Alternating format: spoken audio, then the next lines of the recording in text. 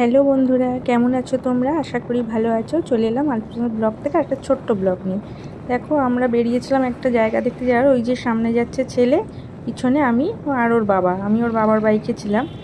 এখানে সব ব্রিজের কাজ হচ্ছে দুপাশটা, মানে পুরো সেই ঝুবড়ি ঝাবড়া করে সব যারা থাকে মানে দেখলেও খারাপ লাগে, কত কষ্ট করে থাকে।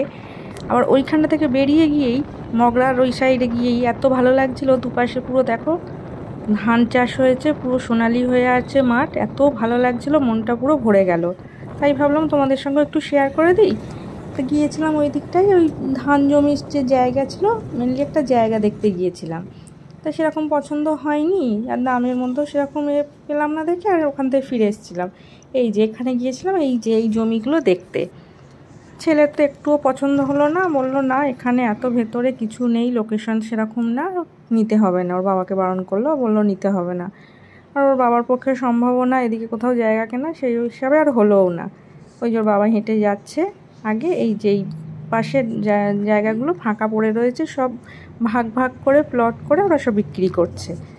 সেই এত গরম রোদের মধ্যে গিয়েছে। ওখান থেকে বেরিয়ে আর এক জায়গায় এসেছিলাম। তো এই জমিটা দেখে খুব মনটা মানে ভালো হয়ে গেল, যে অনেক বছর পর এই চাষটা আবার দেখতে পেলাম।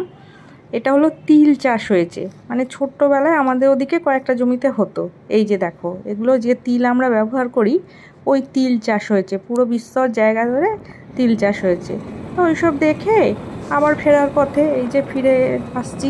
ভিডিওটা খুব ছোট, তোমাদের যদি ভালো লাগে অতি অবশ্যই আমার চ্যানেলটি একটু সাবস্ক্রাইব করে দিও, লাইক করো, কমেন্টে জানিও কিরম লাগছে। তাহলে আজকের মতো আসলাম, সবাই ভালো থেকো, সুস্থ থেকো, আবার দেখাবো অন্য ভিডিও।